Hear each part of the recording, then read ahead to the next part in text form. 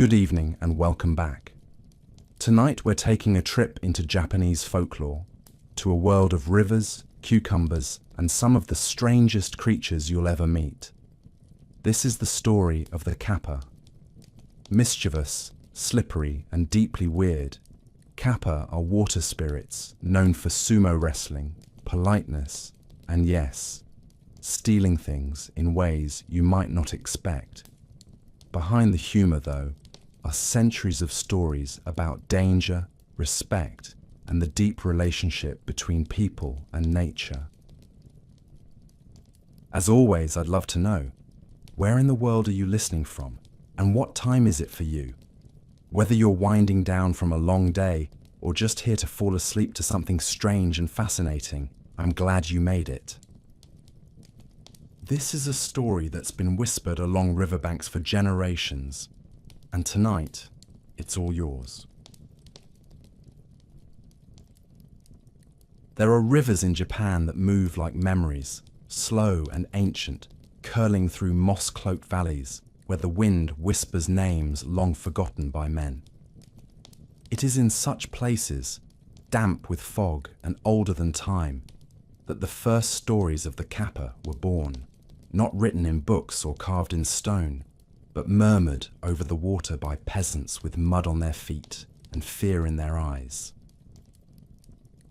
Before the creature had a name, before the shape of its hunched back or the slick shine of its reptilian skin had been fixed in ink, there was only the sense of something watching from beneath the current, something old, cunning, and profoundly alien, a shiver behind the reeds, a splash too loud for a fish, a drowned child pulled from the river with no wounds and no witnesses. It did not take long for human imagination to fill in the rest. In these early tales, the Kappa was no mischievous imp to be laughed at or banished with offerings of cucumbers. It was a deity of the water in the oldest sense of the word, not a god to be worshipped in temples, but a living power of the land, the kind that demanded respect and silence. The river had always given life. Rice fields drank from it. Fish teemed in its depths, and travelers cooled their brows on its banks.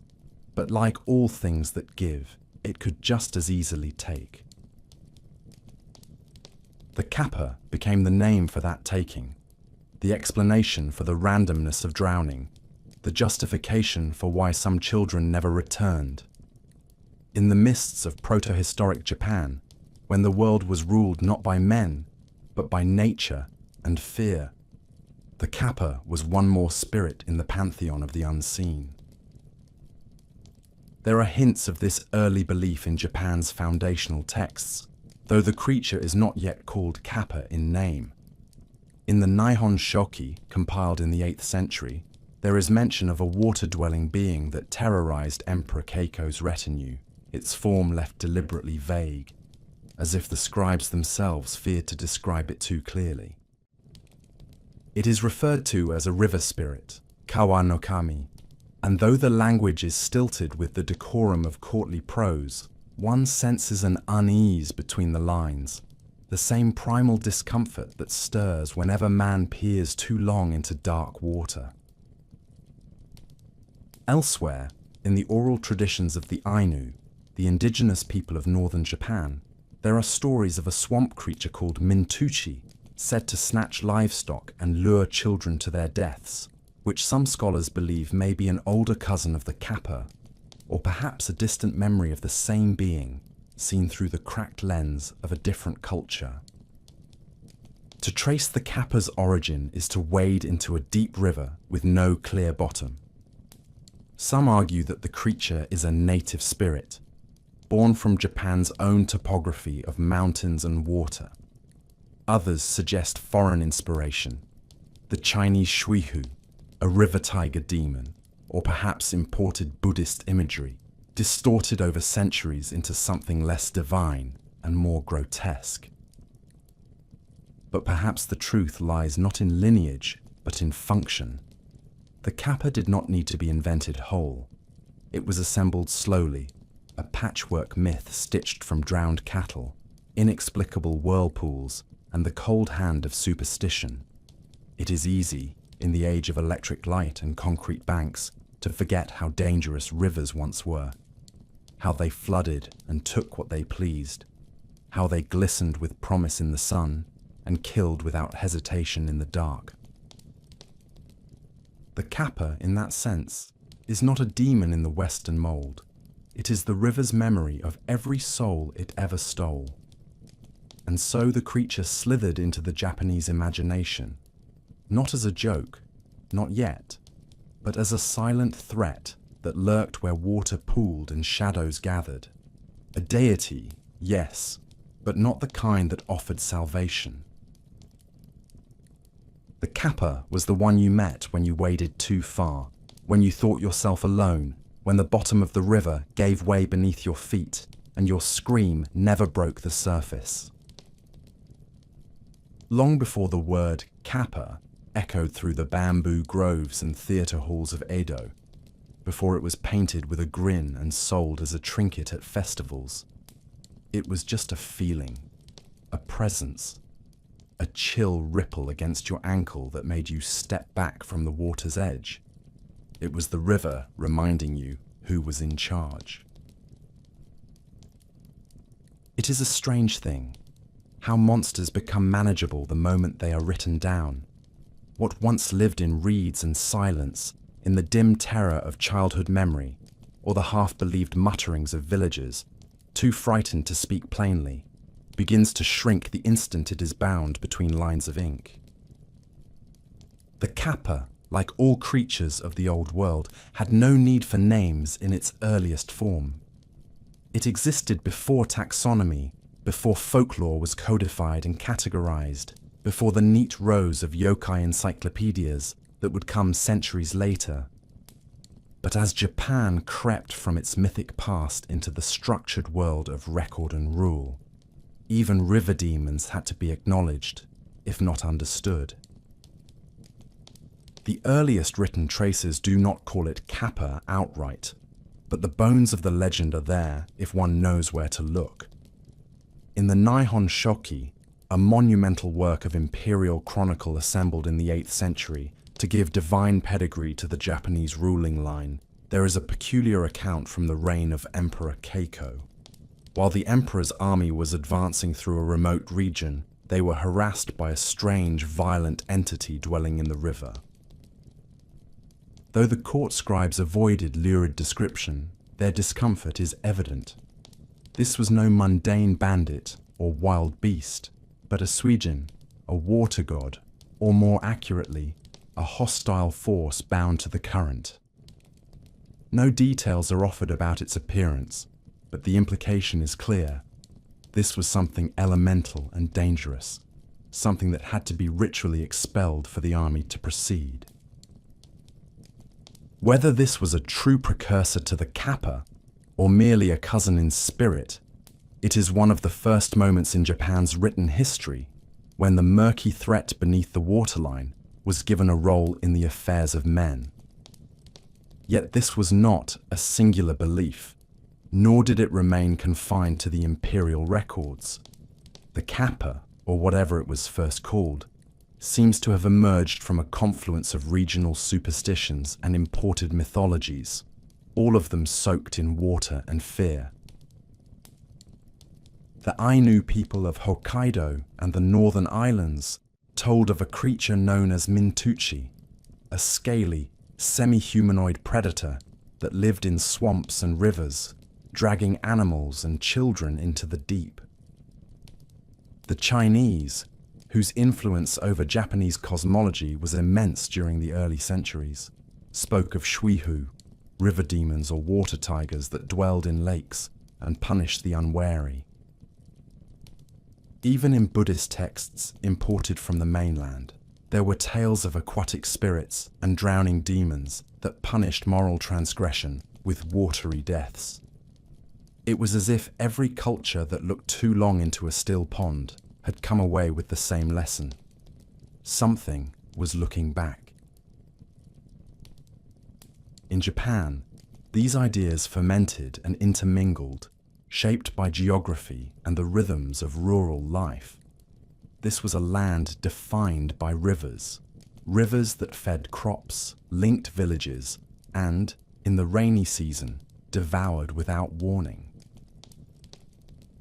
Entire families could be swept away in the night by swollen currents. And what explanation could suffice for such cruelty but the hand of something inhuman? The Kappa became that hand. But it was not just a mindless force of nature.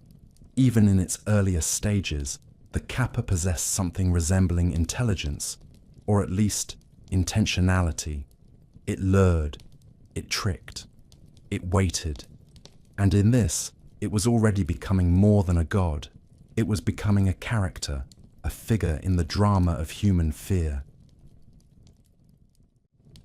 The name Kappa itself would not emerge until centuries later, derived from Kawa, river, and Wapa, child, though other regional names, Kawataro, Gataro, Enzo, and Hyosube, suggest a sprawling family tree, a tangled mess of half-seen cousins and dialect-driven mutations.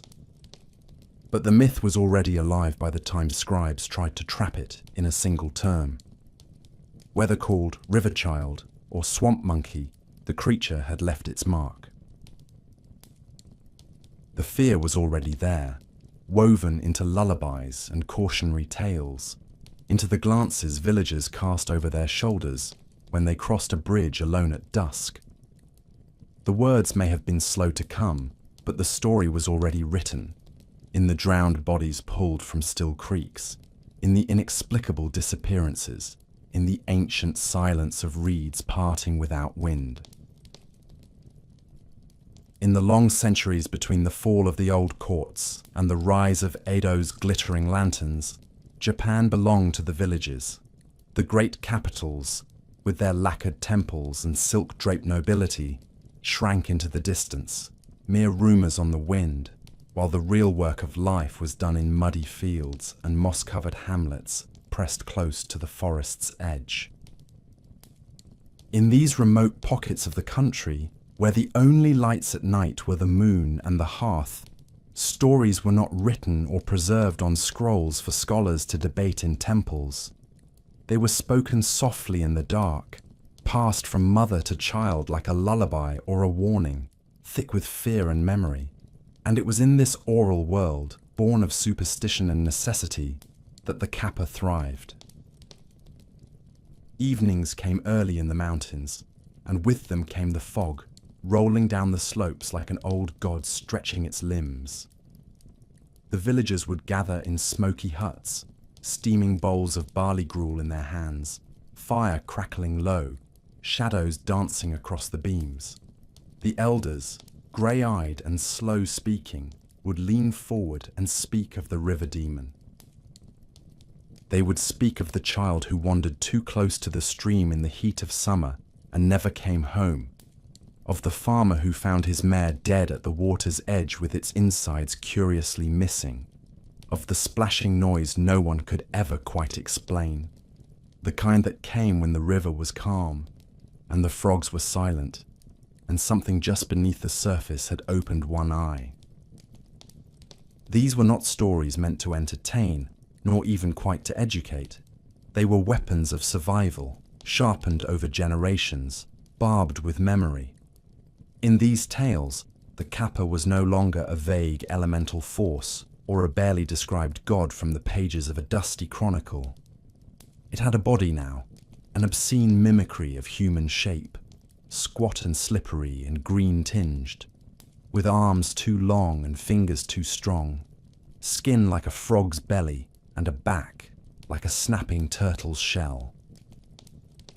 Most chilling of all was the depression atop its head, a shallow bowl sunken into the crown of its skull, perpetually filled with water. From that dish came the Kappa's strength, spill it, and the beast was no more powerful than a child, but few ever got close enough to try. This new, more vivid Kappa was the perfect creature for a people who lived by water and feared it. Rice paddies needed irrigation, livestock needed watering, and children needed washing. and all of it meant walking to the river. Yet the river was never safe. The current was strong, and people vanished with disquieting regularity. There were no post-mortems, no coroners, no government edicts to explain why a 10-year-old boy had drowned in ankle-deep water, or why a cow had its liver neatly removed, as if by a surgeon. There was only the Kappa. It offered a reason. It gave the unexplainable a face. And if it was grotesque and absurd, if it was rumored to wrestle its victims, to bow politely, to obsess over etiquette and cucumbers and children's buttocks, then so much the better.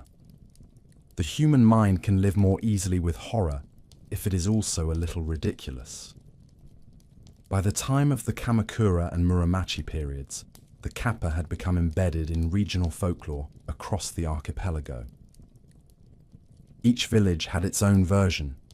Some described it as short as a child, others as tall as a man. Some said it croaked like a bullfrog, others that it spoke like a scholar. But always it came from the water, always it could be placated with cucumbers, and always, always, it craved the Shirikodama. That strange, mythical orb, said to reside within the human rectum, became the key to the Kappa's monstrous mystique. No villager could say precisely what the Shirikodama was. Some believed it was the soul, others the essence of life itself, but all agreed the Kappa would do anything to retrieve it. Children were warned not to squat too close to the stream, not merely for fear of slipping, but because the demon might be lurking there, cold hands poised, waiting to reach in and extract the unspeakable. In the stillness of rural life, where every cough and every crow was a matter of concern, the Kappa was more than myth. It was a lurking neighbor, an uninvited presence that watched and waited and punished carelessness. Parents did not have the luxury of ambiguity. When a child went missing, they needed a reason. When horses refused to drink at a particular bend in the river, they needed an explanation. And so the tales were told again, and again, and again, shaped by fear, and repeated with such frequency that eventually the impossible began to feel plausible. The creature became real, not through belief, but through repetition, through necessity, and in time, it would no longer be confined to fireside warnings. It would begin to move beyond the edges of the village, beyond the murmuring stream, to enter the scrolls and paintings and minds of men far from the riverside. There are many horrors in the old tales of Japan, creatures that peel skin, spirits that slip beneath doors, women who smile too wide, but none are so peculiarly unsettling, so perversely memorable as the Kappa's obsession with the human backside. In a culture steeped in grace, where manners are revered and propriety is a kind of quiet religion, the Kappa barged into the realm of folklore with a wet slap and a wholly inappropriate fixation. It wanted what lay within your anus. Not in jest, not metaphorically, but quite literally. It wanted your Shirikodama. The Shirikodama is one of the strangest artifacts of mythological imagination in any culture, anywhere. Described as a round organ or spiritual gland lodged deep within the rectum, it was said to contain the soul or the seat of human vitality or some life essence too delicate and vital to survive its theft. And the Kappa, with its gangly arms and slimy fingers, was believed to extract this mysterious orb by reaching into the victim's rear end and pulling it free, either as a form of nourishment, spiritual theft, or grim trophy. One could not reason with a Kappa. One could not offer it gold or words. It wanted that which was most taboo, most vulnerable, and most humiliating to lose. And that, of course, made it the perfect monster for a society that prized discretion, modesty, and self-control. The stories vary in their detail, but the rhythm is always the same. A traveler goes alone to the river, perhaps to bathe, perhaps to drink, and there, unseen at first, the Kappa waits. There is no roar, no scream, no monstrous snarl, just a sudden splash, a struggle beneath the surface, and then silence. Later, the body is found. Sometimes there is no wound. Sometimes the victim is blue, bloated, and inexplicably violated. But among those who know the old stories, there is no doubt what happened. The Kappa took the Shirikodama. In some tales, the Kappa eats it raw, delighted. In others, it simply needs the organ to survive, as though it drinks souls the way we drink rainwater. One grim version tells of Kappa surgeons, yes, surgeons, who carefully extract the orb and place it in gourds to ferment, drinking it later like sacred wine. There is a strangeness to the horror here, a sense not of savage butchery, but of grotesque ritual, something more disturbing than blood, intention. To understand why this idea became central to the Kappa myth, one must look not to logic, but to psychology and culture. Rivers were dangerous, especially for the young. Drownings were common. The bodies that surfaced days later were often discolored, disfigured, and distorted by time and water and decay. Some appeared unmarked, others bore strange swellings or ruptures, and in the absence of medical science, there was a need for meaning in the mutilation. The Kappa provided that meaning. The missing soul, the empty glance, the strange contortion of the corpse. It was not merely water, said the elders. It was theft. The demon took what was vital. That is why the dead are hollow. But there is more to it than that. The Shirikodama myth also served a function beyond explanation. It was a story of fear designed to curb behavior, especially in children.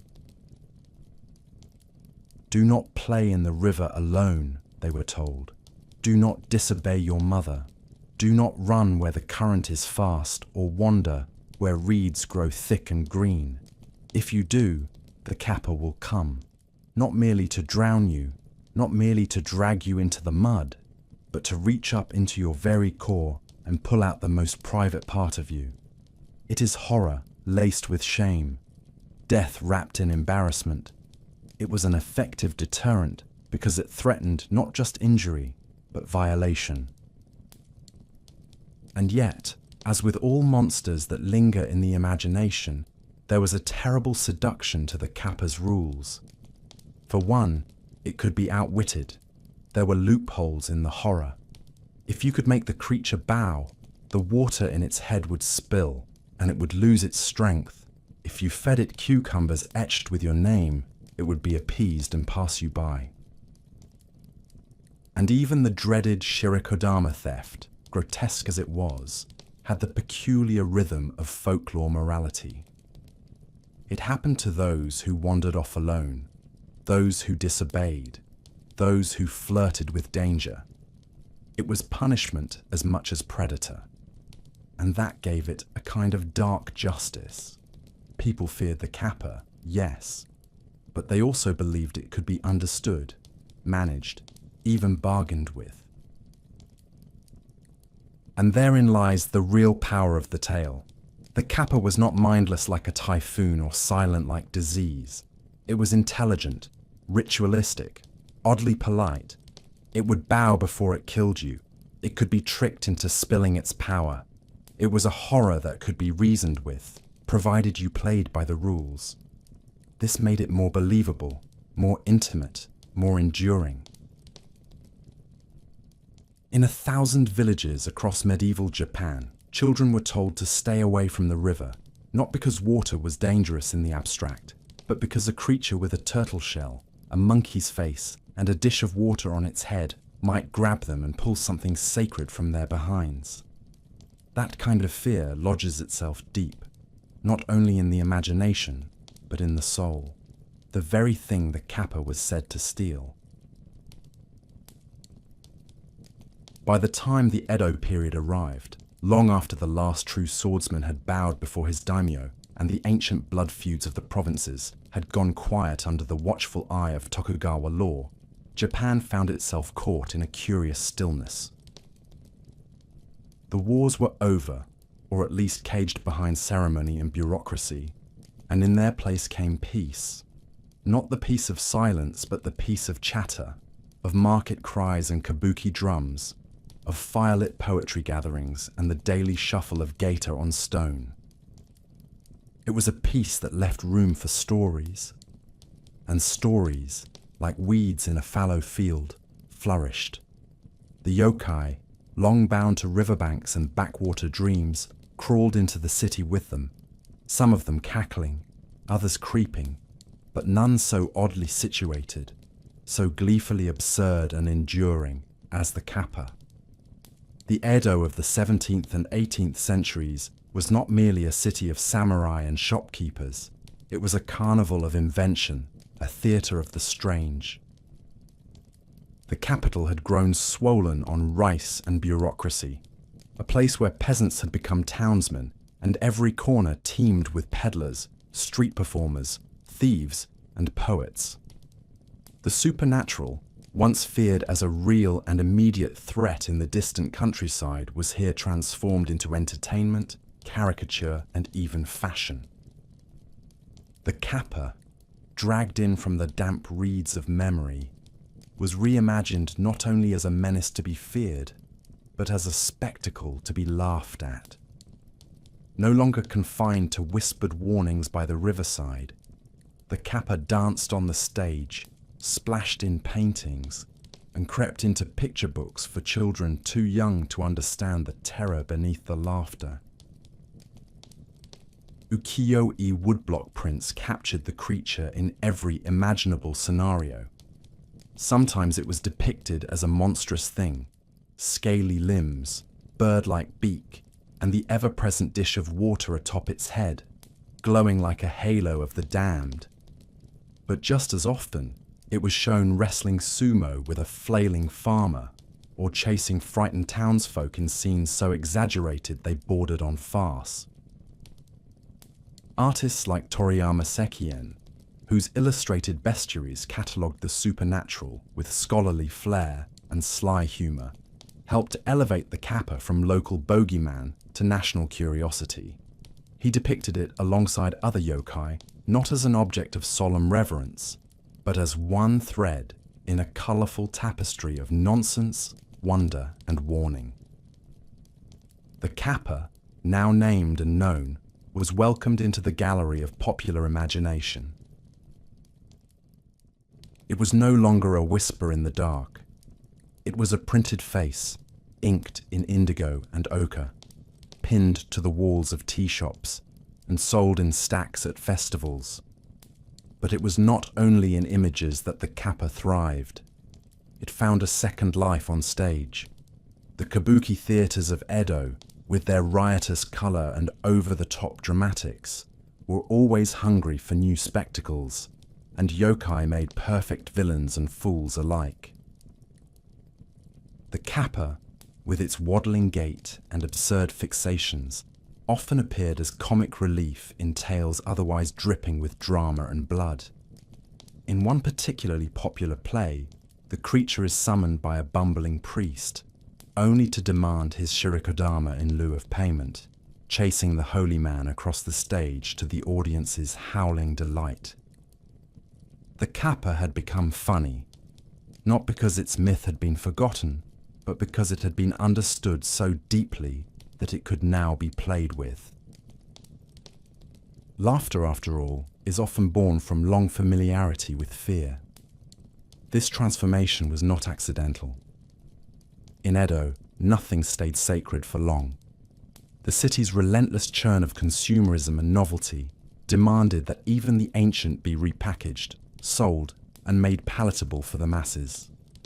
Yokai were good business, and so the Kappa became something one could buy on a paper fan, drink from a cup, or watch be pummeled on stage.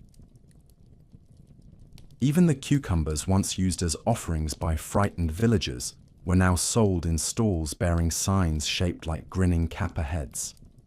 There was, it seemed, no part of the old myth that could not be commodified, no fear that could not be made festive. Yet beneath the frivolity, the old danger still glimmered. The Kappa might have been funny, but it was never truly defanged. Its legend had not been erased, only reimagined. People still warned their children not to loiter near deep water, and every now and then, a story would make its rounds.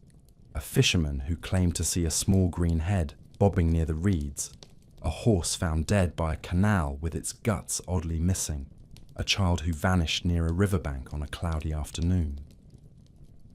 And when such tales were told, even in the crowded streets of the capital, even amid the laughter and the clamour, people listened a little more closely, their eyes narrowing, their memories whispering. The Kappa was ridiculous, yes, but it was also eternal. The laughter was just another layer of the myth, painted over like lacquer on wood, but never quite covering the grain beneath. By the height of the Edo period, the Kappa had ceased to be just a creature. It had become a phenomenon, an emblem of a people who had learned to live with their fears by sketching them, staging them, and laughing at them until their fangs dulled and their claws became part of the national costume. No longer relegated to the wild places between rice fields and stream beds, the Kappa slipped fully into the daylight of popular culture, and in doing so, it became something more than just a demon. It became a mirror, reflecting a nation caught between reverence for the old ways and an insatiable appetite for the new. The creature once feared as the silent snatcher of children now appeared on folding screens, bathhouse tiles, and street banners. It lived not only in streams but in stories, not only in superstition but in spectacle. The transformation was as complete as it was strange. In one district of Edo, women visited a small shrine said to enshrine a mummified Kappa hand, preserved in lacquer and silk wrappings, its greenish skin desiccated to the texture of old leather, its webbed fingers frozen in an eternal grasp. Locals paid their respects, bowed, left offerings, and whispered prayers, not just out of fear, but from some strange nostalgic sense of familiarity. In another part of the city, vendors sold woodblock prints of Kappa wrestling matches, some heroic, some absurd, and all rendered in brilliant colours and calligraphy so detailed that even the droplets of water flying from the creature's dish-like head were drawn with careful elegance. The grotesque had become elegant. The taboo had become collectible. It was not simply that the Kappa was tolerated. It was adored, celebrated, even commodified. Cucumbers, once a somber offering floated downriver by villagers hoping to spare their sons, were now carved with the names of children and placed in the water as part of festive games, not grim rituals. Whole families would gather by bridges during midsummer celebrations to throw vegetables into the stream, laughing as the cucumbers bobbed away, symbolic gifts for the lurking spirit, though no one really expected it to show up. And yet, deep down, there was always the flicker of possibility, the delightful chill of maybe. That was the power the Kappa had grown into, not belief, not disbelief, but the charged territory between the two, where folklore dances and endures. This national embrace was not an accident of whimsy, but a product of deliberate myth-making, born of a society that had, for the first time in centuries, the peace and leisure to examine its demons. The Tokugawa shogunate had brought stability, rigid, controlled, and often oppressive, but stability nonetheless. And in the absence of war, the people turned to pleasure, to exploration, to imagination. The appetite for the mysterious swelled in the urban classes, who were both fascinated and amused by the rustic fears of their rural cousins. Superstition became fashion. Folklore became fad. Even serious scholars began to take notice, collecting and cataloguing stories of yokai with the same precision that they once reserved for ancient poetry and military chronicles. The Kappa appeared in scrolls with annotations, described with scientific language, its behaviors dissected as though it were a rare animal rather than a creature born of whispered tales. But as it often does with popular myth, ubiquity gave rise to contradiction. In some regions, the Kappa remained a deadly trickster, stealing souls and livers with unflinching malice. In others, it softened into a woodland prankster, clumsy and curious, who only harmed those who failed to show proper respect. A particularly peculiar strain of belief held that Kappa were masters of medicine, capable of healing wounds and setting bones, provided you could capture one and earn its gratitude. One legend tells of a Kappa who, after being bested in sumo and spared by a kind farmer, gifted him the secrets of bone setting and joint manipulation, a folk origin story for Japanese chiropractic practice. Thus, the creature's identity, once singular and terrifying, began to fracture under the weight of its fame, splintering into archetypes that could be adapted to suit any tale, any audience. Still, the essence of the myth endured, even if its form changed. Children were still warned of river spirits with long arms. Farmers still muttered quiet charms when walking alone near the water at night. Artists still painted the Kappa not as a fairy tale, but as a fixture, a cultural touchstone, as iconic as Mount Fuji or the carp that swam through every stream. In this way, the Kappa joined the ranks of Japan's immortal symbols, not by clinging to its old terror, but by evolving into something larger, stranger, and more resilient than fear itself. It became folklore, not only remembered, but used, reused, repurposed, remade across generations and regions until it belonged to everyone and no one at once. And so, by the time Edo's nights glowed with lanterns and its streets echoed with the cries of merchants hawking sweets shaped like Kappa heads, the creature had long since left behind its solitary vigil by the riverside. It had walked, or rather waddled, into the collective dream of a nation, a grotesque and comic ghost from the past that had become somehow both terrifying and beloved. And while scholars debated its origins and artists drew it anew with every season, the rivers of Japan still flowed as they always had, dark and unknowable. And now, just like then, every so often, something would splash when no one was looking. It is the nature of myths to fade, not in a single night like fire snuffed out, but slowly, steadily, like a lantern burning low as the oil dries, until the shadows grow longer and even the most vivid creatures shrink back into silence. In the waning decades of the Edo period and into the austere dawn of the Meiji Restoration, Japan began to look less toward its rivers and forests and more toward the gleaming windows of the West. The old world, with its quiet reverence for ghosts and spirits, began to buckle beneath the weight of iron railroads, telegraph wires, and clocks that ticked without mystery.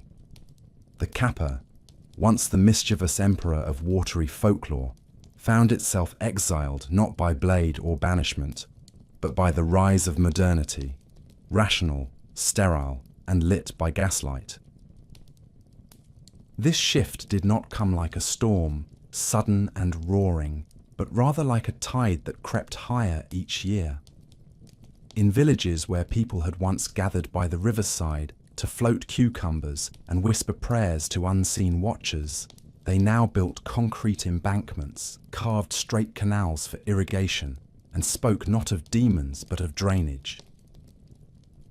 Children who once learned of shirikodama thefts from their grandmothers now learned of Europe's industrial revolutions, of Darwin and Newton, of machines that could fly and ships that ran without wind. The water still ran dark and cold, but now its dangers were catalogued by men in spectacles, men who wrote reports, not stories. There is a tale, perhaps apocryphal, that captures this turning point. It is said that in the early Meiji era, a group of villagers discovered the mutilated body of a child near a stream, the same stream that had long been associated with Kappa sightings. The elders murmured the old warnings, and mothers pulled their children closer. But a young doctor, fresh from studying Western medicine in Tokyo, scoffed at the talk of demons. He examined the corpse with forceps and gloves, announced death by drowning and post-mortem swelling, and declared to the entire village that the Kappa was nothing more than a hallucination born of ignorance. The villagers nodded politely, as was custom, but something in their eyes dimmed. Not because the doctor was wrong, but because deep down they knew he had won. In this new Japan, where the emperor no longer ruled from behind bamboo screens, but stood in a Western uniform beneath gas chandeliers, stories had to change their shape or perish. The Kappa, whose entire existence had depended on the slowness of time and the quiet of uncertainty, was suffocated by the speed of change. Railways stretched across valleys that once belonged to spirits. Factories belched smoke beside rivers that once sang of secrets, and schoolchildren were taught science in classrooms that smelled of chalk and ink rather than incense and fear. The Kappa became harder to find, not just in the wild, but in the minds of the people. And yet, not all was lost. Even as belief waned, there were those who saw what was slipping away and moved to preserve it. Folklorists, often dismissed by scholars of more serious disciplines, began to travel into the countryside with notebooks and ink brushes, seeking out the old women who still remembered the proper way to offer a cucumber, the old men who had once seen something hunched and wet dragging itself across a rice paddy at dusk. Chief among these was Kunio Yanagita, the man who would one day be called the father of Japanese folklore. He ventured into the backwaters and hill towns with a hunger not for facts, but for memory. And memory, unlike the flesh of spirits, does not rot. In his seminal work, Tono Monogatari, first published in 1910, Yanagita gathered tales from a village that still lived close to the past. There, among stories of snow women and talking foxes, the Kappa surfaced once more, not with scientific legitimacy, but with the weight of lived experience. One story told of a Kappa who tried to drag a horse into the river but failed. Another of a child saved by quick-thinking villagers who fed the creature cucumbers to calm its wrath. These were not parables created for books. They were fragments of the oral world, still clinging to life like moss on stone, still whispered in dialects the cities had already begun to forget. But even in Yanagita's loving preservation, there is a quiet mourning. His tone is not that of a revivalist, but of an archivist, the kind of man who writes down last words because he knows they will not be spoken again. The Kappa, once a creature of visceral presence, had become a footnote, a relic, something to be studied rather than feared. It was no longer at the edge of the water, but on the edge of extinction, exiled by textbooks, paved over by concrete, mocked by a generation that had never walked alone by a wild river at night. And so, the Kappa remained, but not as it once was. It had passed through a kind of death, a shedding of power.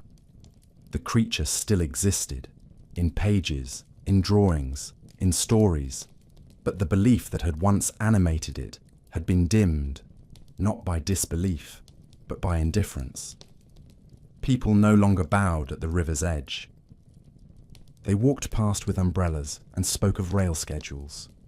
And the Kappa, if it watched them at all, did so unseen, water still trembling in the bowl atop its head, waiting for someone to remember.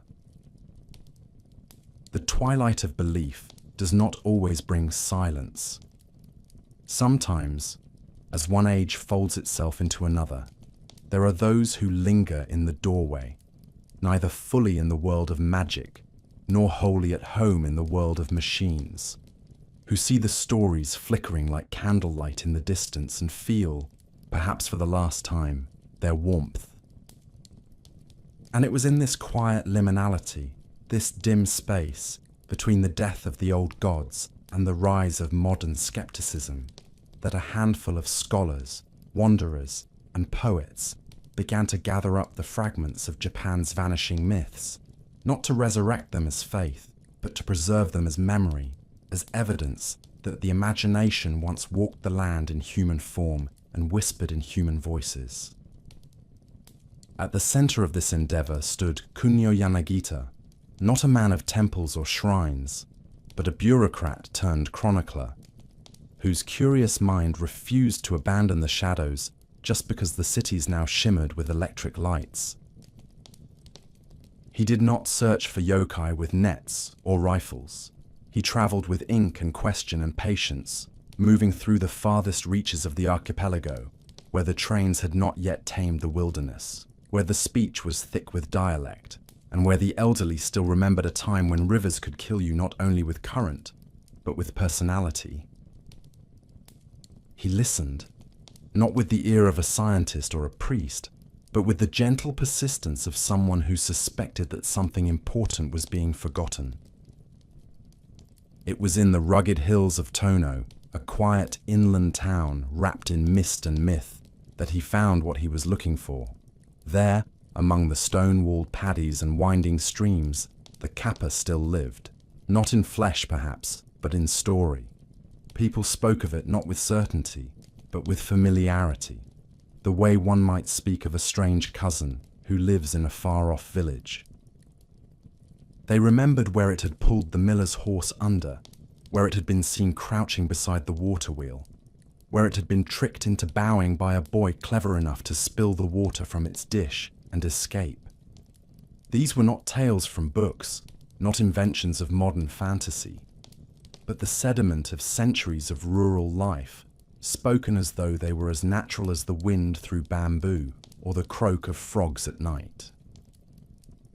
Yanagita wrote them down, line after line, place after place, assembling Tono Monogatari not as a grand epic, but as a collection of vignettes, each small and strange and saturated with that old, humid sense of mystery that clings to riverbanks. In this text, published in 1910 and expanded for years afterward, the Kappa was not a symbol or a satire, but a living part of the landscape, a figure who might still, on the right night, in the right bend of the river, pull a child beneath the reeds. There is no fanfare in these stories, no orchestral myth-making. There is only voice, repetition, and the weight of truth carried not by evidence, but by generations of belief. It was not important whether the Kappa existed. What mattered was that people had lived as though it had. What Yanagita understood, perhaps better than anyone of his time, was that folklore is not merely a collection of lies or errors to be corrected by reason, but a kind of collective memory, a mythology of the everyday that holds within it the fears, hopes, and values of the people who told it. The Kappa was not just a cautionary tale, it was a negotiation with the natural world, a way to make sense of grief and randomness, a guardian of boundaries both physical and moral. It was a reminder that the river gives and takes, and that even joy must be tempered with respect. These stories, when properly heard, were not quaint. They were maps. Maps of a world where humans lived closer to the unknown, and therefore closer to wonder. But Yanagita was not alone.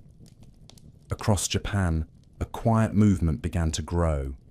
Writers, scholars, monks, and painters who recognized that something precious was being eroded by the onrush of modernity. Some collected ghost stories, some painted yokai in vibrant detail, some compiled regional legends into encyclopedias so vast they could drown a reader in strangeness. They did not always agree on what the Kappa was or where it had come from. Some called it a corrupted river god, others a metaphor for disease or guilt or lust, but all seemed to understand that it mattered, that its persistence said something about Japan itself, about a people whose relationship with the land was too deep to forget, even when the forests were felled and the streams were dammed. In the great cities, Tokyo, Osaka, Yokohama, the Kappa began to shift once more, now less a monster and more a curiosity, a symbol of a simpler, stranger time. It appeared in printed pamphlets and serialized journals, often illustrated with a mix of anatomical absurdity and nostalgic charm. Children, raised on Western stories of fairies and goblins, now heard of a creature with a turtle's back, a monkey's hands, and a fetish for cucumbers. The fear was gone, but something lingered, something sticky and unshakable. The Kappa, like all truly enduring myths, had learned how to survive the age of disbelief by becoming something else. Not just a story you were told, but a story you remembered. And so it endured, not as an object of faith, not as a thing seen with the eye, but as a shape in the water, just beyond the reach of language. In the minds of the elderly who still bowed to certain stones by the riverside. In the sketches of school children who didn't quite know where the idea had come from. In the caution signs by swimming holes where no one had drowned in years, but where parents still warned their children to watch the water. The Kappa had been preserved, not in cages or glass jars, not in dusty museum dioramas, but in the words and silences of a people who, even when they no longer believed, remembered what it felt like to believe. And that, in the end, was enough. In the first decades of the 20th century, as the twilight of one world met the harsh electric glare of another, the Kappa emerged from the reeds once more, but this time through the lens of fiction, stripped of its moss and mystery, reassembled as satire. It did not slither back into rivers or creep behind rice paddies in the old way. It walked, fully clothed, into the pages of literature, its skin made of metaphor, its dish of water now brimming with philosophical absurdity.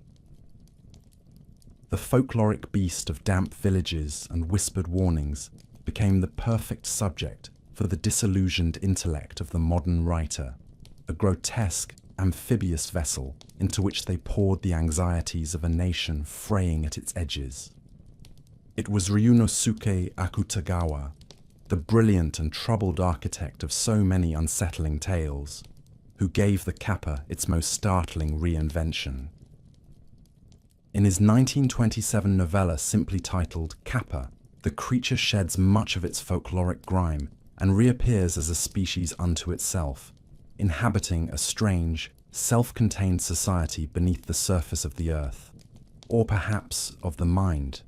The story is told through the account of a man confined to an asylum, known only as Patient Number 23, whose descent into madness or enlightenment begins with his fall into the Kappa's world. What he discovers is no savage beast, no swamp-bound demon, but a civilization that mocks the human world with eerie precision. These Kappa speak in riddles, write poetry, debate law, commit suicide out of principle, and abort their young after questioning whether they would wish to be born. They are mirror and mockery, absurd and precise, steeped in melancholy and brimming with cold laughter. Akutagawa's Kappa are not the bumbling yokai of Edo Prince, nor the child snatchers of village dread. They are thinkers, cynics, bureaucrats, failures. They represent, in their strange logic and casual cruelty, the futility of reason without soul. In the Kappa's world, the artist is ignored until death. The philosopher is paralyzed by endless thought. The mother asks permission before birth, and the citizen dreams of death as a means of liberation. And the reader, guided by a narrator who may well be mad, watches it all unfold, recognizing that these creatures, far from being alien, have simply taken human flaws and amplified them until they become grotesque and true. It is through this distorted reflection that Akutagawa strikes deepest. The Kappa become a means of talking about ourselves when we no longer trust our own language. What makes Akutagawa's tale remarkable is that it does not reject the myth. It digests it. The dish on the head remains. The fondness for cucumbers makes an appearance. There are references to the old stories, the shirikodama, the rivers, but all of it is filtered through a mind unraveling, a voice that questions not only the existence of the creature, but the point of belief itself. The Kappa are not explained away. They are evolved, repurposed, transformed into emblems of modern despair. In this, the story is neither horror nor comedy, but a quiet kind of tragedy.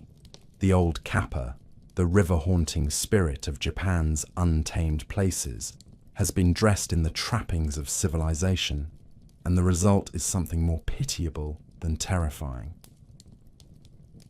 Akutagawa's novella arrived in a time when Japan was turning inward and outward at once. The collapse of the old order had given rise to a modern nation, hungry for industry, torn by contradiction, swaying between militarism and westernization, pride and doubt. The Kappa, reimagined as a citizen of this strange modernity, was the perfect symbol for a people who no longer knew which way was up. It was no longer enough to fear the creature. One had to live among them, converse with them, become one of them. Akutagawa did not merely bring the Kappa into the city. He let it speak, and its words were damning. In the final pages of Kappa, there is no resolution, no exorcism. Patient number 23 remains confined, neither mad nor sane, having glimpsed a world that reflects his own too clearly. The Kappa remain elusive, somewhere between hallucination and allegory, and the reader is left not with the thrill of folklore, but the dull ache of recognition. The myth survives, but altered. The Kappa is no longer a question of belief. It is a question of meaning. The Kappa of the 20th century bore little resemblance to the creature once feared by riverfolk and children. It had undergone a metamorphosis not only of shape and purpose, but of soul. No longer confined to muddy creeks or the dripping walls of mountain springs, it had become a figure of discourse, dissected by the pens of poets, scholars, and cynics alike. In the age of war and steel and skyscrapers, when ghosts no longer whispered from trees and gods had withdrawn behind museum glass, the Kappa lingered, strangely immune to extinction. Its persistence became less a matter of fear than of metaphor, its swamp-born absurdity the perfect vessel through which modern Japan could reflect upon the grotesqueries of its own creation. In the years following Akutagawa's unsettling tale, the Kappa reappeared across literature and visual art as a symbol of contradiction, an emblem of a nation torn between reverence for tradition and the accelerating fragmentation of its identity. Writers of the Taisho and early Showa periods, grappling with the vertigo of industrial progress and the creeping shadow of imperialism, found in the Kappa an image capable of bearing weight without crumbling. The Kappa was ridiculous, yet dignified, ancient, yet unkillable, capable of cruelty, and yet always slightly comical in its execution. It offered no fixed morality, no noble arc. It simply endured, a reptilian trickster whose only allegiance was to the naked truth that humans are often most monstrous when they claim to be civilized. In plays and pamphlets, short stories and cartoons, the Kappa was reimagined as a bureaucrat in a world of nonsense laws, a mirror to the growing machinery of the state. It sat at desks made of driftwood and signed permits for atrocities, nodding solemnly with water sloshing in its head bowl. In other tellings, it was a salaryman, trudging home through the rain with a bent spine and a limp umbrella, its turtle shell hidden beneath a damp overcoat. Artists drew it lounging in bathhouses, reading newspapers, participating in conversations about rice prices and foreign wars. It had become domesticated, yet retained that uneasy smile, a smile that knew too much. The Kappa did not need to bare its teeth or pull souls from rear ends to be frightening anymore. Its eyes, weary and unblinking, were enough. This was not the erosion of the myth. It was its evolution into something far more insidious. The more the Kappa resembled its human observers, the less easily it could be dismissed as fantasy. It had become a parable for the absurdity of progress. A creature, once defined by watery appetite and base instinct, had adapted to wear neckties and handle ledgers. It no longer drowned victims in rivers. It processed them through systems. It attended lectures. It quoted philosophers. And in doing so, it exposed the sterile madness of modern life more brutally than any sermon ever could.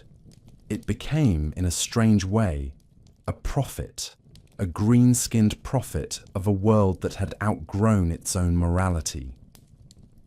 This transformation reached its pinnacle in the interwar years, when intellectuals and satirists alike seized upon the Kappa as a kind of cultural Rorschach, something one could shape into a reflection of whatever social ill required critique.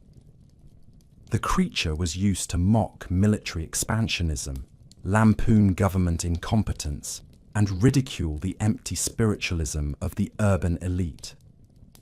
In children's books, it still slipped on banana peels and chased after cucumbers.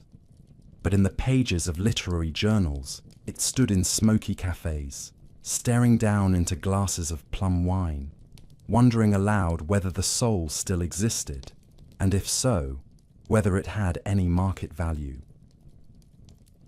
What makes this period of Kappa lore particularly remarkable is not how much it changed the creature, but how easily the creature changed with the times.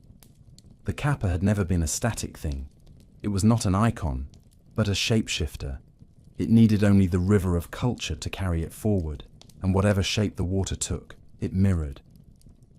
In a society where absurdity had become institutionalized, where logic and cruelty walked arm in arm, a monster like the Kappa was no longer a relic of the past. It was a perfectly modern citizen. Its obsession with the Shirikadama, once grotesque, now read like allegory. The theft of one's essence, one's will, one's hidden self, by a system too polite to admit what it was doing.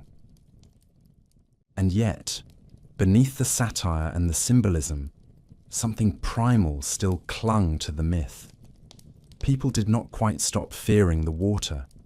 There were still rivers in the countryside where children were warned not to swim alone.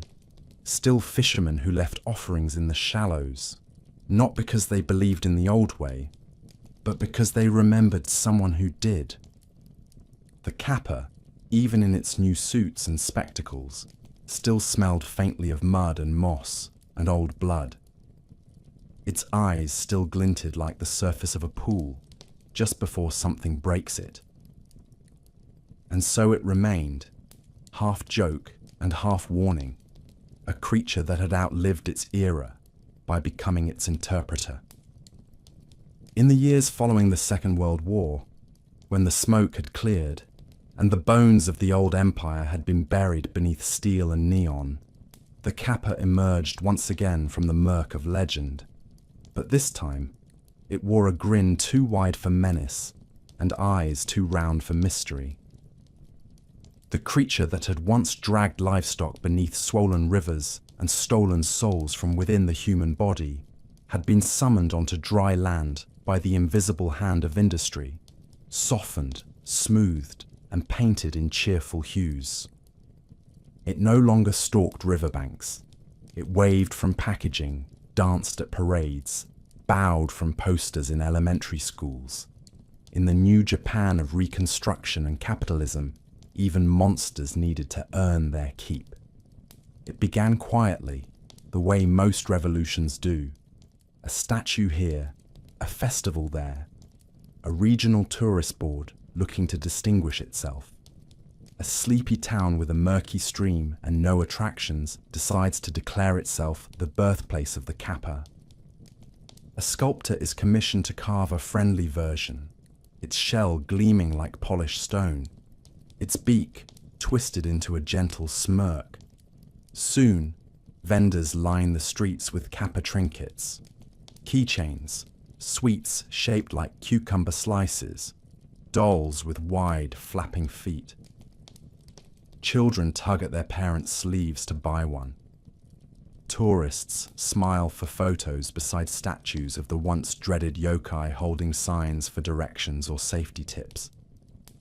The Kappa, once feared for what it stole, now peddled souvenirs. No single artist or government agency planned this transformation. It happened gradually, driven by the same impulse that flattened other cultural oddities into consumable icons. The Kappa's silhouette was unmistakable, unique, instantly recognizable, adaptable to whim. It needed only a few tweaks. The claws rounded, the eyes widened, the shell polished.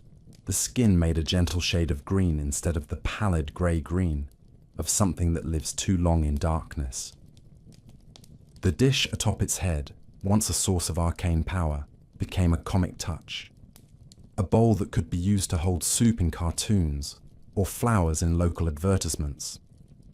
What once signified a fragile, otherworldly life force became a design flourish.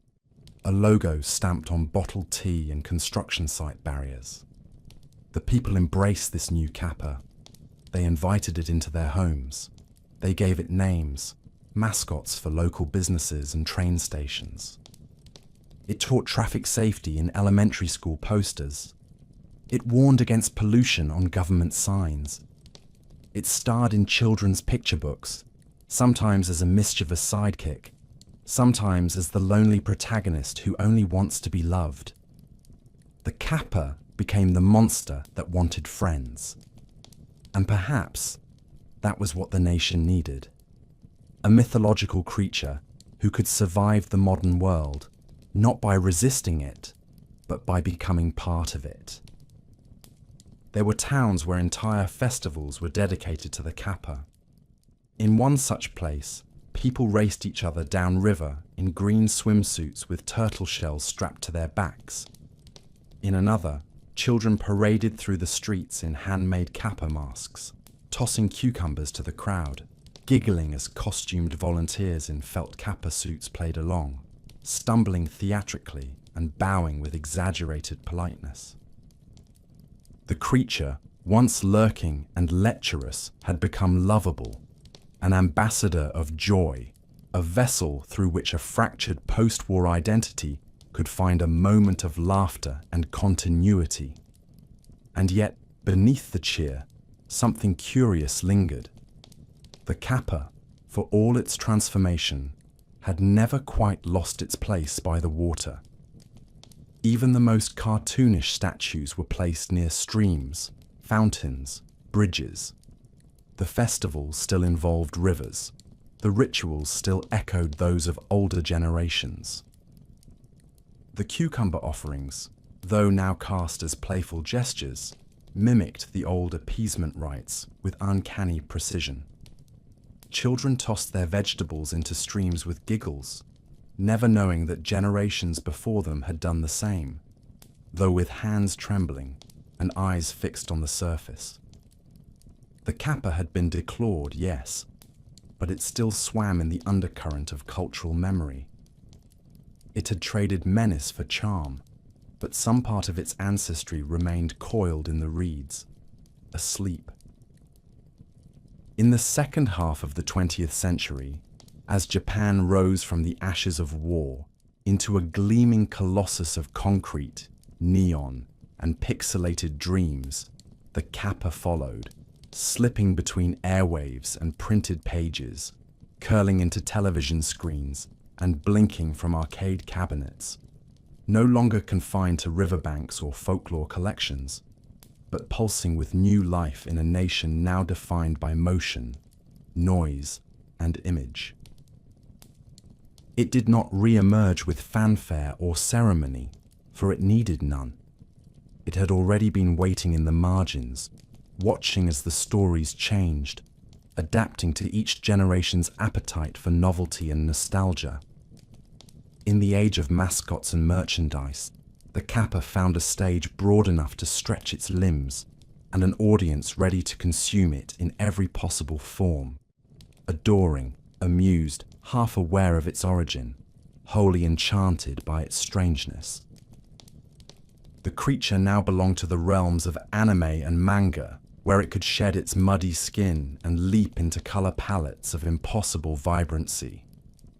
Artists reimagined it with playful grins and expressive eyebrows, gave it rivalries, sidekicks, voice actors. Sometimes it was a hero, other times a nuisance, occasionally a tragic figure with wide, lonely eyes and a longing for connection. In one series, it trained to be a warrior. In another, it ran a ramen shop. Its form was pliable, its personality dictated not by the old warnings of elders, but by the market's shifting tastes. The dish on its head, once sacred, was now a source of slapstick comedy. The shell on its back became a fashion accessory. Its name passed easily from schoolchildren's mouths, spoken with the same familiarity as they would greet a cartoon cat or a space-traveling robot. This was not the erasure of the Kappa's past, but a kind of rebirth through distortion. It was transformed in service of entertainment, its body retooled to fit the rhythms of serialized storytelling, and its myth flattened to fit the needs of a scene or a joke. And yet, for all the liberties taken with its image, its soul remained surprisingly intact. Somewhere beneath the animated smiles and manufactured cuteness, the Kappa retained its aura of otherness. It was never fully human, never fully safe, always just a little wrong, a little wet, a little too old to be so close to children and games. It carried with it the lingering scent of moss, of riverstone, of stories once told to keep people from drowning. It could be laughed at, but never fully domesticated. The broader culture absorbed it with open arms. Local governments commissioned mascots in its image, some squat and round like cartoon frogs, others tall and spindly with alarmingly lifelike features. Cities vied for the title of Kappa hometown, each offering some ancient claim, a sculpture, a legend, or a mummified relic behind glass in a dim-lit temple. The creature appeared on tourism posters, safety signs, even construction sites, its cartoon likeness urging pedestrians to wear helmets or stay behind barriers. It was made to sell bottled water, promote hygiene campaigns, and instruct on disaster preparedness. Its presence was ubiquitous, a national inside joke worn like a comforting sweater, soft and worn, and still bearing the shape of something wild. In the digital age, the Kappa's reach extended even further. It appeared in video games, sometimes as a boss to be defeated, sometimes as a helper to be befriended, occasionally as an unlockable curiosity tucked deep within the game's architecture, waiting to surprise the player who knew the old stories. It was animated, voiced, rigged in code, and rendered in polygons, made to jump and blink and bow. Its name appeared in search bars, hashtags, fan forums. Artists redrew it 1,000 different ways. Cute, grotesque, sexy, surreal, each iteration adding another layer to the palimpsest of its identity. The old monster had become a kind of cultural shorthand, a symbol that could mean anything, because it had once meant everything.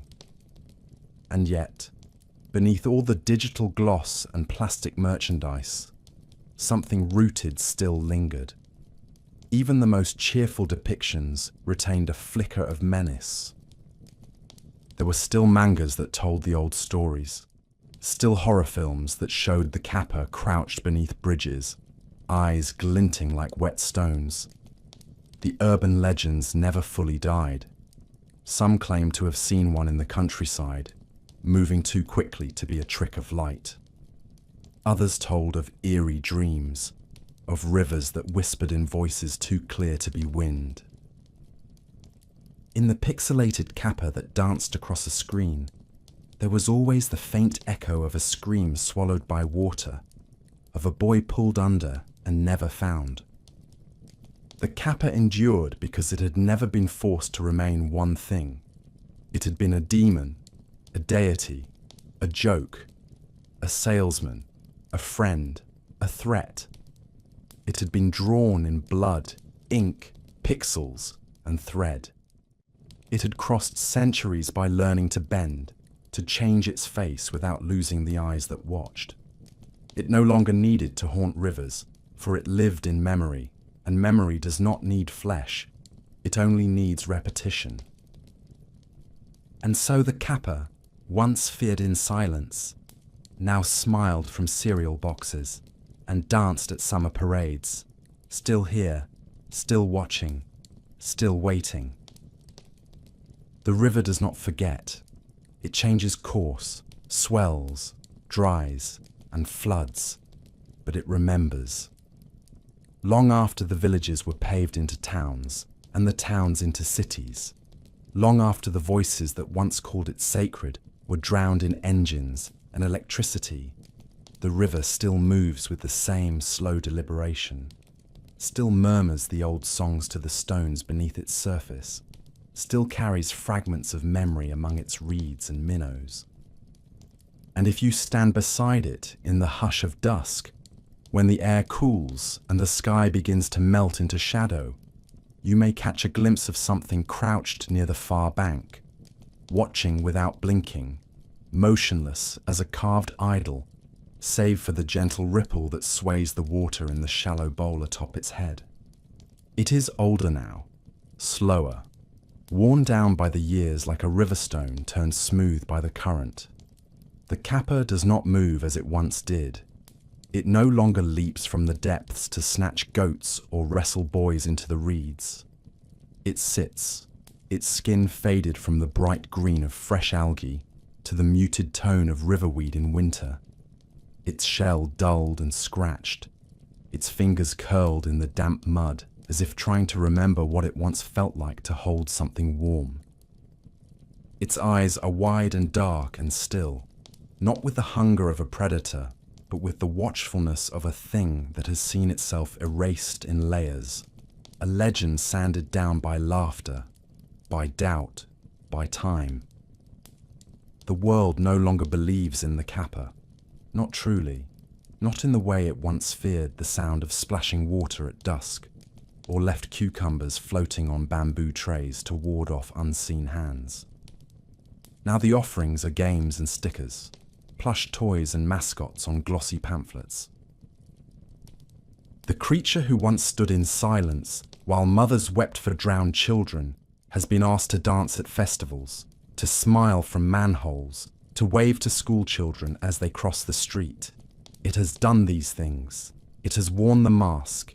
It has posed for photographs and allowed itself to be softened into something harmless. And yet, even now, in the quiet places where no one looks, the Kappa remembers. It remembers the boy who slipped into the water before his name was carved into stone. It remembers the horse that screamed as it was pulled beneath, hooves thrashing, foam in its mouth.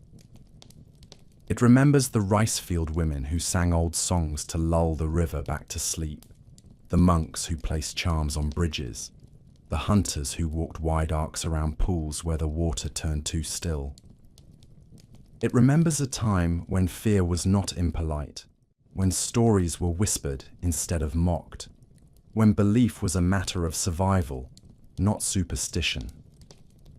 The Kappa has watched those days vanish, not all at once, but like morning mist rising from the water, slow and inevitable. It has watched the world change in ways it cannot follow. The cities rise with lights too bright for its eyes. The rivers straightened, their banks lined in concrete and caution signs, their currents measured by machines and forecasts. The woods where it once walked are fenced now, cut with highways and power lines, and even the children who run through the remaining patches do so with plastic toys and digital distractions, eyes that do not look into the shadows, ears that do not listen for the rustling of something just beyond the bend. And so the Kappa stays by the river because it knows nothing else. It watches the water and waits, not for victims or offerings, but for the echo of a time when its presence meant something more than novelty. It does not weep, it does not rage. It simply remains, like the last tree in a forgotten grove, like a word no longer spoken, but still somehow understood. The river has always been its mirror, and what it sees in that reflection now is not a monster, not a god, but a creature out of place, out of time, too stubborn to disappear, too proud to perform.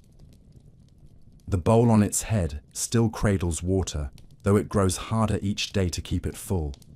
The world grows louder, faster, stranger, but the Kappa moves slowly, deliberately, as it always has, a pace set by the current and the wind through the rushes.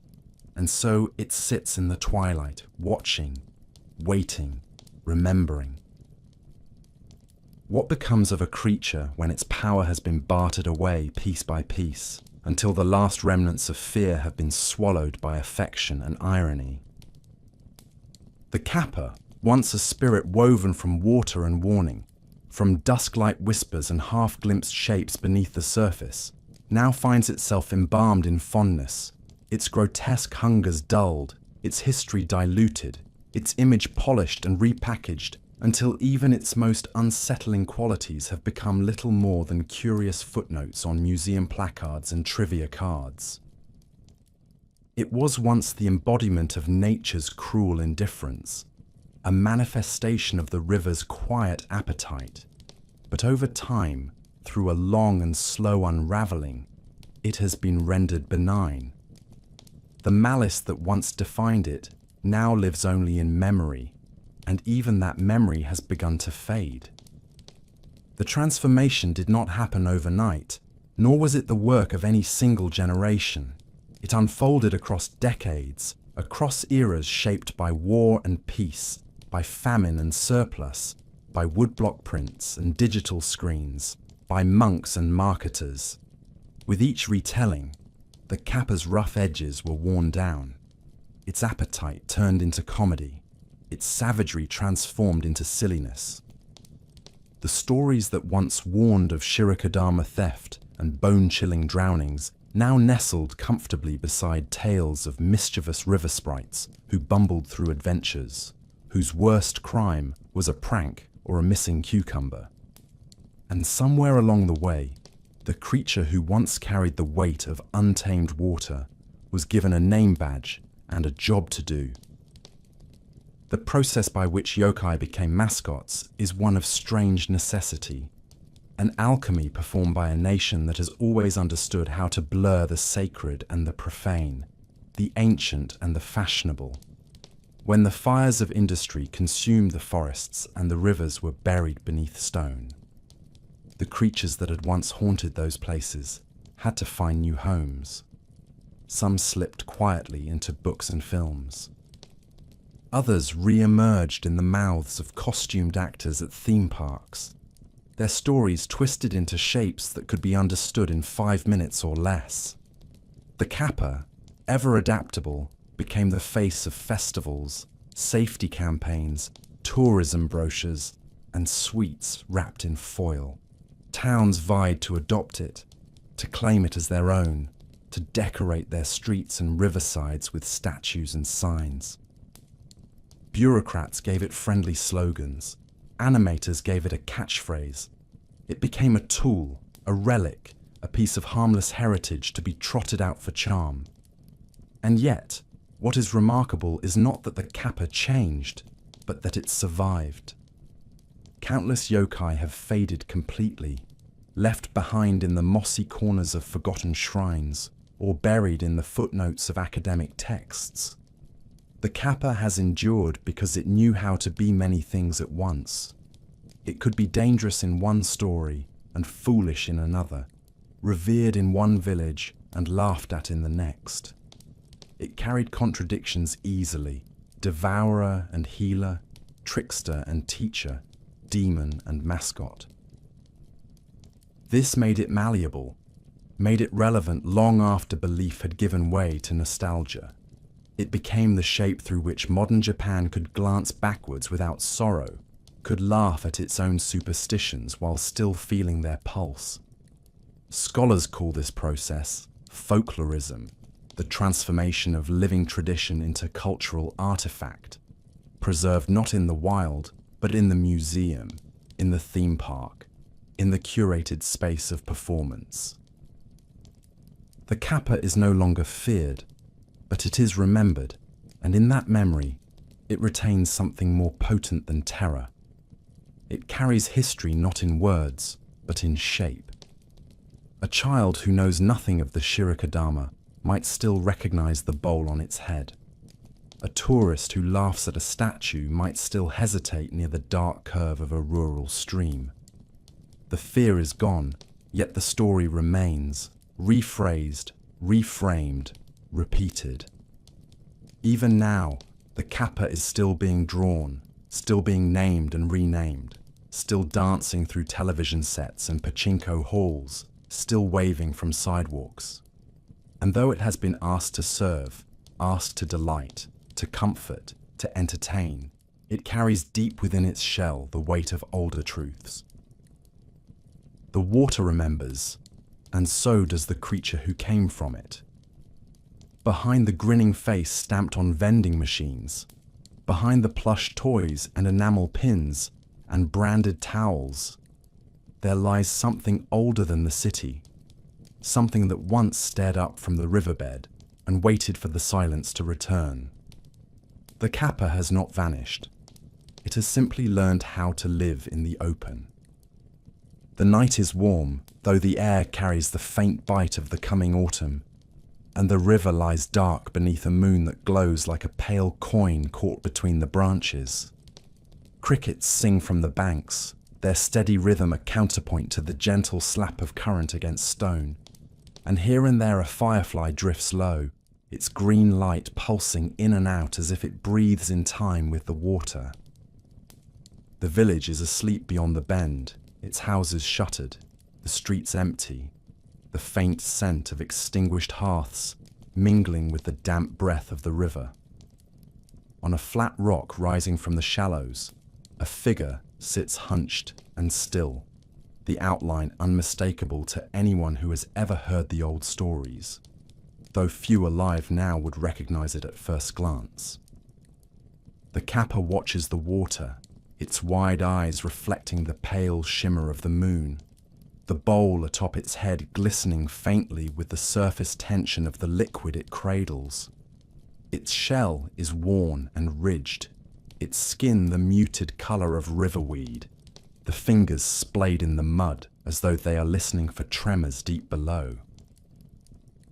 No one has approached it in years, though it has been seen often enough, by fishermen rising too early for comfort, by couples walking home under lantern light, by children whose tales are dismissed as tricks of moonlight. It has become part of the landscape, another crooked silhouette among the reeds, as constant as the water's path, as unremarkable to the passing eye as the stones beneath the current. Tonight, it sits alone, unmoving, as it has for countless nights before, yet something in its stillness is different. The wind is soft, the river low, the sky clear and untroubled, and there is a sense of balance to the world, a rare quiet, unmarred by the growl of machines or the glare of street lamps. The Kappa remembers nights like this, though they are buried deep beneath the weight of decades.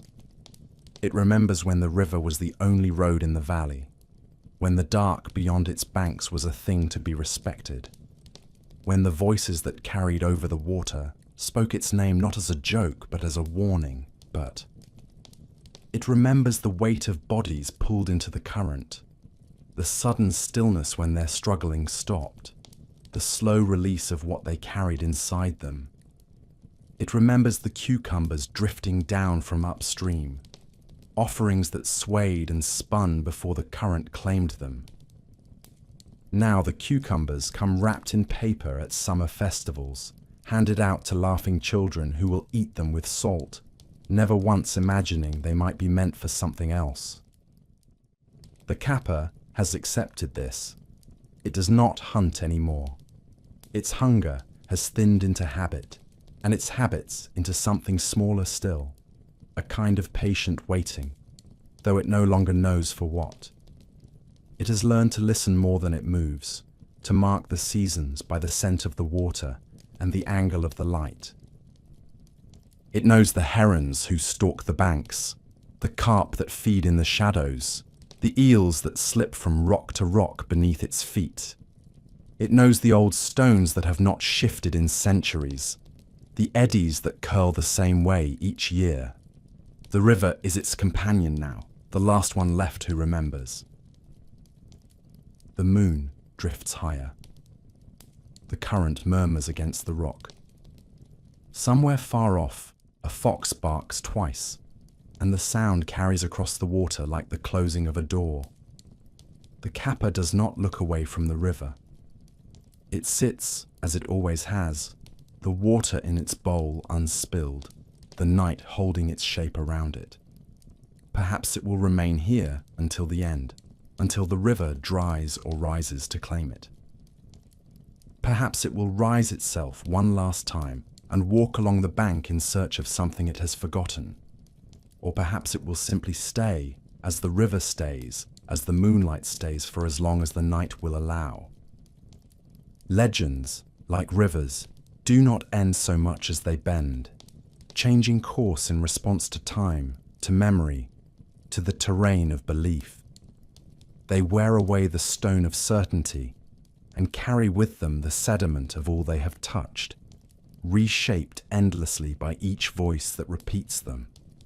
The Kappa, born of water and darkness and the oldest kind of fear, has endured more than most.